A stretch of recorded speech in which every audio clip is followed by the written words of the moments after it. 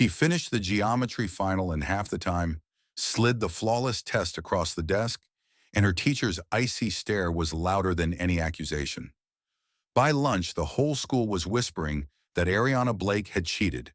By nightfall, her single mom stormed into Riverstone Prep with a folder thick enough to shatter the lie. What nobody knew yet was that the data analyst had already uncovered proof that would flip the narrative and force the teacher to apologize in front of the entire student body. Mr. Braxton looked up the moment Ariana Blake stood from her seat. His brow lifted barely and his eyes narrowed, not in curiosity, but in quiet judgment. She didn't notice. Or maybe she did, but chose not to react. Ariana had spent the last 4 weeks preparing for this final geometry test. Not cramming, not guessing, preparing. She reviewed every proof, every postulate, every problem type Mr. Braxton had given them since September. Her bedroom walls were taped with diagrams and formulas. The kitchen whiteboard was filled with angle equations. Her mother had printed out old state standard worksheets, and Ariana had color-coded every step until she could solve triangle similarity theorems in her sleep. So no, she wasn't surprised when she turned her paper in 30 minutes early. Confident, clear, done. But apparently confidence had a price. She slid the paper forward with both hands and offered a small nod. Mr. Braxton stared at her like she'd just handed him a forged ID.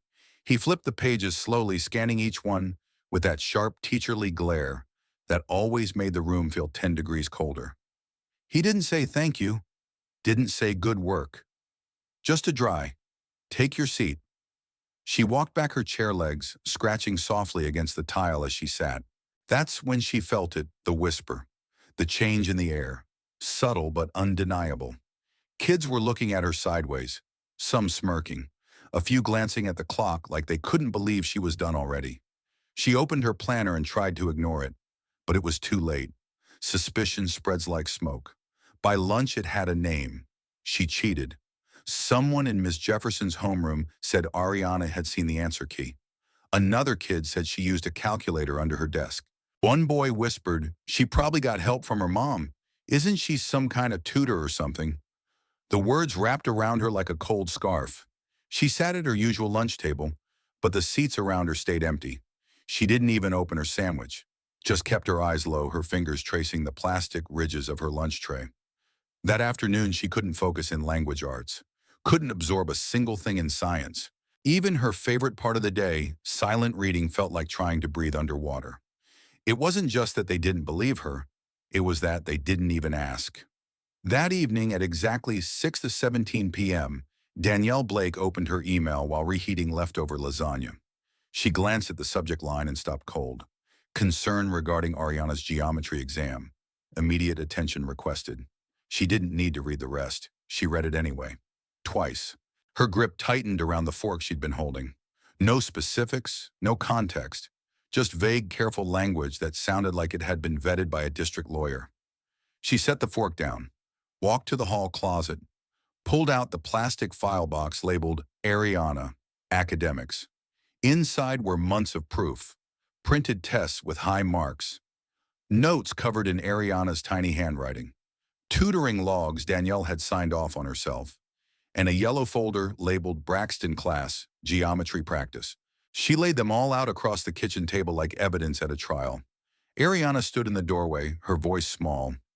"Did you get the email?" Danielle turned. "Tell me exactly what happened." And Ariana did, slowly, softly. Her voice cracked once, but she didn't cry. She explained how Mr. Braxton had taken her test like it was suspicious, how he'd asked her to stay after class, how he said the answers were too clean and unusually precise, how he didn't believe she could have finished so quickly. Danielle listened without interrupting, her face unreadable, but her mind already forming a plan. "Did you use your phone?" she asked calmly. "No, Mama." "You know I didn't." "I do." Danielle nodded. "But they don't. And that's the problem." She didn't raise her voice. She didn't need to. Ariana had seen that look before, the one her mother wore when she was getting ready to make someone very uncomfortable in a very professional way. That night, Ariana couldn't sleep. Not because she was scared, because she was humiliated. It wasn't just the accusation. It was the way no one questioned it. The way the story spread faster than she could say a word to stop it. The way her classmates looked at her like the math had been too good to be hers. She stared at the ceiling in the dark, her arms folded behind her head, trying to replay every step of that test. Every number, every angle, every line. But no matter how perfect her proof was, it couldn't prove what mattered most, that she had done it herself. The next morning, the school hallways buzzed with whispers. Ariana kept her head down, her backpack slung tight against her shoulder. She reached her locker and found a sticky note wedged in the crack. It read, "Hope the cheat sheet was worth it," in pencil. No name, no handwriting she could trace, just cowardice wrapped in sarcasm. She crumpled it without a word and shoved it deep in her pocket. In Mr. Braxton's class, he didn't look at her once. When she handed in her homework, he didn't even glance up. The silence stung more than the accusation. It was like she'd become invisible, except when she wasn't, except when kids whispered when she walked past, except when someone muttered, "Didn't she already get caught?" loud enough for her to hear. She thought about saying something. But what would she say? "I studied"? They didn't care. The decision had already been made in their minds. No one wanted her explanation. Just a headline. Back at home, Danielle had already emailed the assistant principal twice.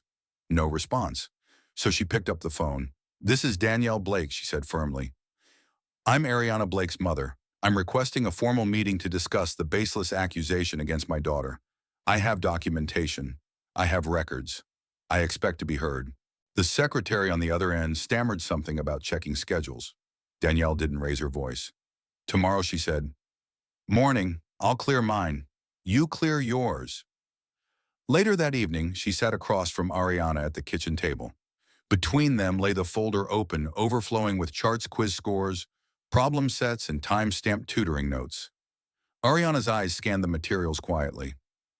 "You really kept all this?" Danielle didn't look up. "Some people get the benefit of the doubt. Others have to bring receipts." Ariana didn't say anything. She didn't have to. She understood.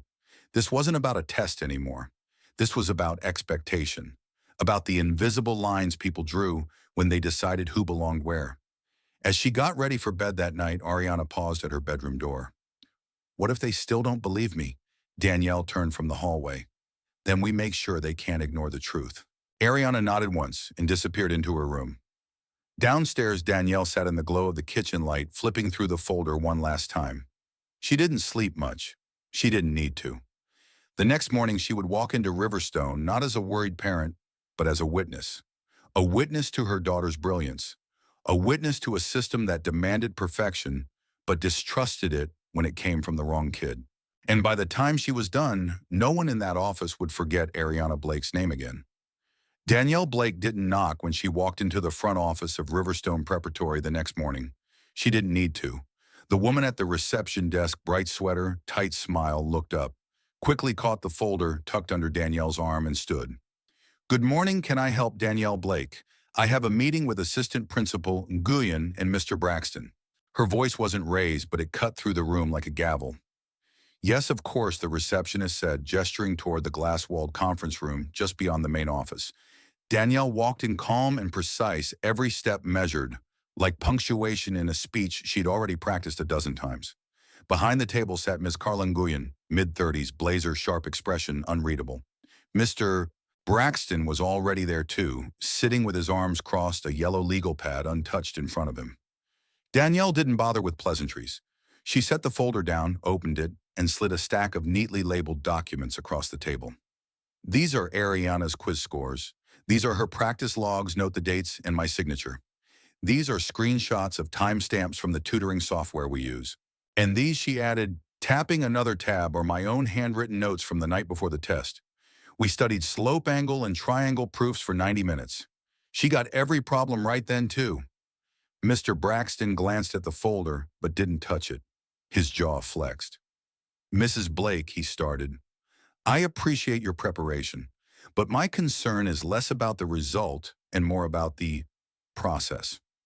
Ariana finished the test in record time. Her solutions were flawless, cleaner than what I normally see. And some of her steps, well, I only showed that method once, very briefly, months ago. I find it hard to believe she remembered it so precisely. "She did," Danielle replied. "Because it made sense to her. Because she studied. Because she's gifted, whether you choose to recognize it or not." Miss Nguyen raised a hand gently. We're not accusing her, definitively, Ms. Blake. You already did, Danielle interrupted, calm but fierce. When you emailed me without asking a single question? When you allowed whispers to shape your assumptions? When my daughter walked home with more shame than support? Ariana sat next to her mother, silent but steady, eyes down, but ears open. Mr. Braxton looked between them, expression taut. I'm simply saying that her performance raised flags. Then raise those flags for the others, Danielle said. Because I know for a fact she wasn't the only one who scored high. Ms. Nguyen took a careful breath. We've initiated an internal review.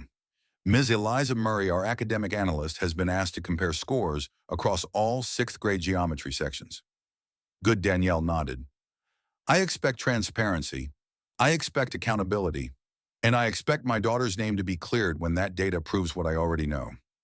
What they didn't know, what no one knew, was that Eliza Murray was already 10 spreadsheets deep into that review. Tucked inside a windowless room behind the faculty lounge, Eliza was the kind of person few students ever noticed. She preferred numbers to people patterns to politics. But she'd heard the rumors. She'd heard that girl in Braxton's class had done too well too fast, and now the school was looking sideways at her. Eliza didn't like that, so she opened the test logs. She sorted the data by section, then by score. Ariana Blake, 100%. Two other students, Noah Kim Maya Elston, also scored above 95%.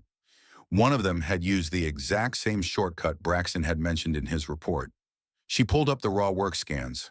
Ariana's steps were detailed, methodical. She hadn't skipped a single justification. She even included side calculations that weren't required. Eliza frowned. There were no duplicate answer patterns, no mismatched handwriting, no anomalies.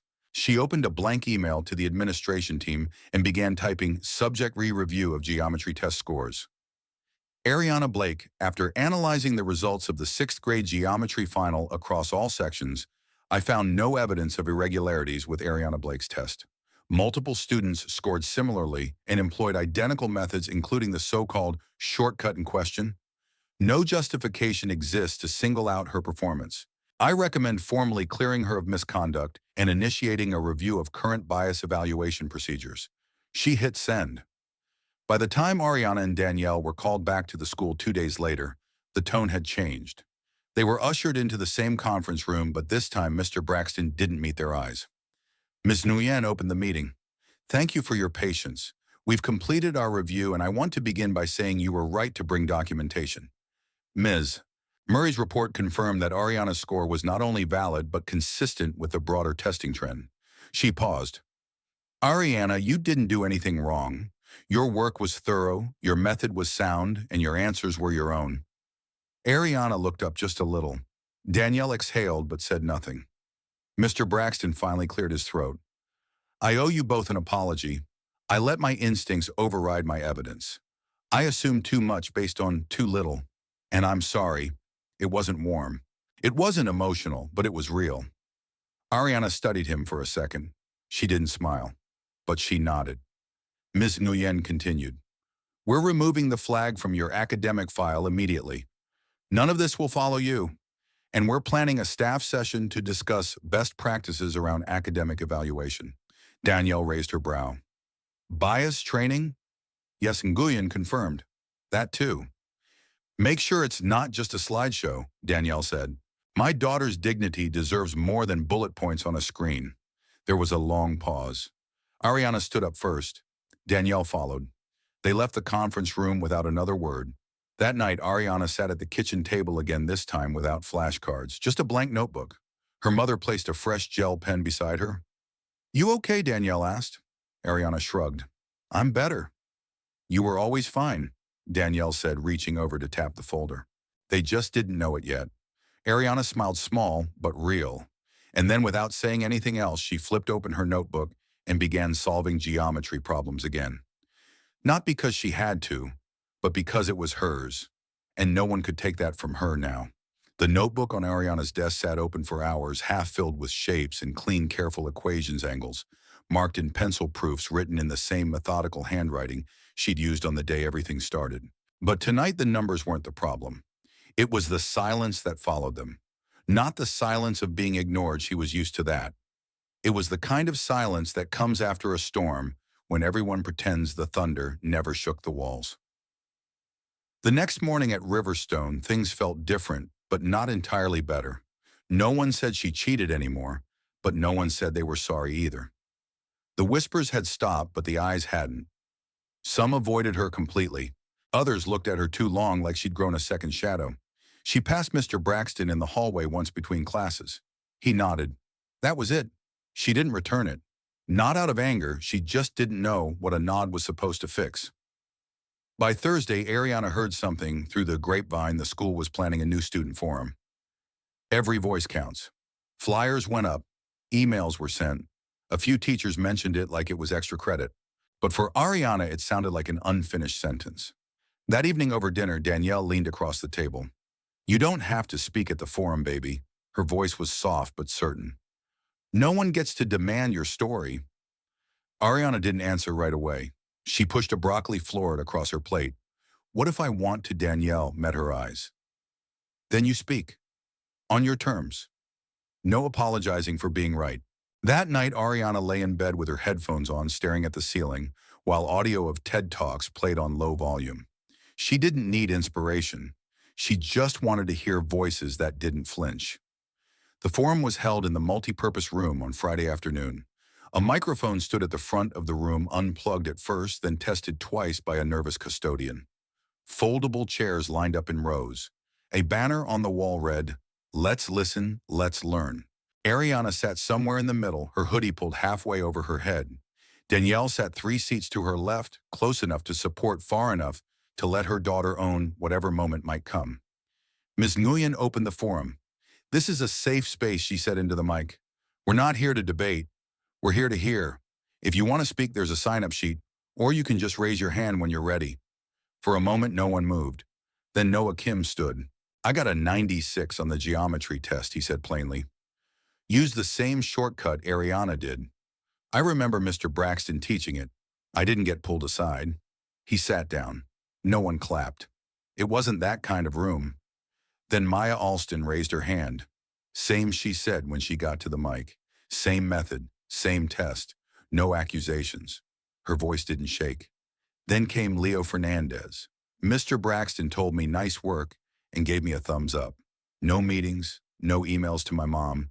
Just good job. One by one, the pieces of the puzzle laid themselves down. Quietly, firmly. Then silence again. And then Ariana stood. The room didn't gasp. It didn't buzz. It just waited. She walked to the front with small steps, stopped at the mic, adjusted it an inch. I didn't want to be here, she said. Her voice wasn't loud, but it was steady. I didn't want to talk. I just wanted to take a test, get my score, and go home. She looked up now. Her eyes scanned the room, not afraid, not confrontational, just clear. But I didn't get that choice. When I turned in my test, I thought I'd done everything right. I studied. I practiced. I showed my work. But I was told my answers were too good to be mine, that I finished too fast, that I remembered too much. Her hands were still in the pocket of her hoodie. I didn't cheat, but I got treated like I did. I got pulled in. My mom got emails, my classmates got rumors, and I got silence, except from the people who assumed the worst. She paused, looked straight toward the back row where Mr. Braxton sat. His eyes were down. I don't want revenge, but I want us to ask why success from some kids is assumed, and from others it's investigated. No one spoke. Ariana stepped down. She didn't sit back in her chair immediately. She walked toward the back of the room past her mother and stood against the far wall. Watching, breathing, present. For a long moment, the microphone stood alone. Then surprisingly, Miss Brewster, Ariana's language arts teacher, walked up. I'm a teacher, she said, and I have to admit, I've overlooked students before, not because they weren't capable, but because I didn't expect excellence from them. I was wrong. Her voice caught, but she didn't sit down until she finished. We owe our students more than grades. We owe them the benefit of belief. A few heads nodded. Someone sniffled. And then after what felt like an entire school year folded into 30 seconds, Mr. Braxton stood. He walked slowly to the mic, a folded paper in his hand that he never opened. I've taught math for 15 years, he began. I've always thought of myself as someone who evaluates fairly, but I didn't evaluate Ariana fairly. I saw a perfect test and assumed it couldn't be real. I didn't ask questions. I didn't look at patterns. I looked at her and decided. He looked across the room, not at anyone, but at everyone. I made a mistake, and not just with Ariana, with what I thought I knew about performance and about possibility. He glanced once in Ariana's direction. I'm sorry. Then he stepped back, sat down, folded the paper again. No applause, no clapping, just breathing, just change. The forum ended 20 minutes later. No one rushed out. Students lingered. Teachers stayed. The principal announced that the school would be hosting monthly listening circles led by students. Staff would begin equity and bias training next quarter. But the real shift didn't happen in an email or memo. It happened in the hallways the next week when Ariana walked past a group of kids and they didn't whisper. It happened when Ms. Brewster gave her a quiet thumbs up after class. When Leo Fernandez offered her the last spot at the lunch table without saying anything at all.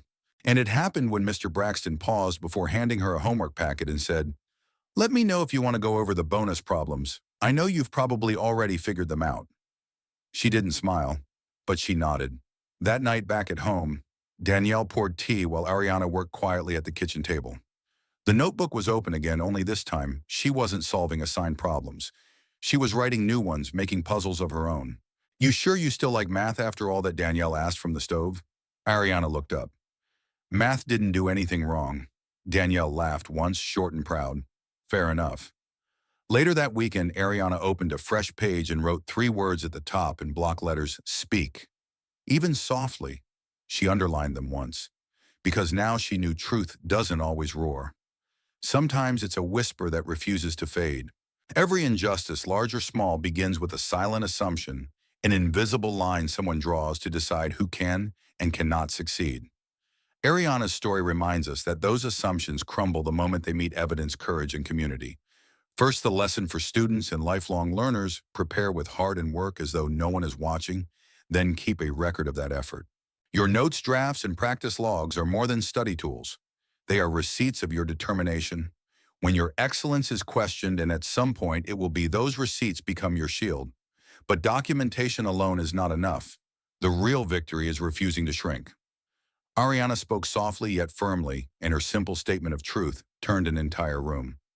Speak when you're ready in the way that feels authentic, but do not hand your silence to someone who hasn't earned it. For parents and mentors, believe your children first. Too often, adults default to institutional authority. Danielle's unwavering confidence was the pivot on which this story turned. She gathered proof, demanded a hearing, and held the school to its own standards without insults or outbursts, but with unbreakable resolve. Your advocacy teaches children that they are worth the effort, and that calm persistence often speaks louder than anger. Keep folders, screenshots, and timelines. Show them how to organize their work and how to present it without apology. One well-built dossier can end 100 rumors. For educators and leaders, remember that talent wears every shade and speaks with every accent. A perfect score from one student should inspire curiosity, not suspicion, pride, not policing. The moment you feel that reflexive doubt, pause and interrogate it. Ask yourself why mastery surprises you. Then ask how you can nurture it instead of narrowing it. Bias training is only effective when it becomes daily practice: listening circles, transparent data reviews, and the humility to say, I was wrong. Finally, to every bystander who heard the rumors, but stayed silent until the forum, your voice matters. When you confirm the facts, when you whisper, I saw the same thing, the truth gathers weight. Don't wait for an official invitation to stand up. Justice accelerates when ordinary witnesses refuse to be quiet. On behalf of U.S. Justice Story, thank you for spending your time with us today. Your willingness to engage with these narratives keeps the conversation alive and lights a path for real-world change. If Ariana's journey resonated with you, if it reminded you of a moment you were doubted or a time you had someone's back, share this story. Start your own forum and keep documenting the victories that bias never expects.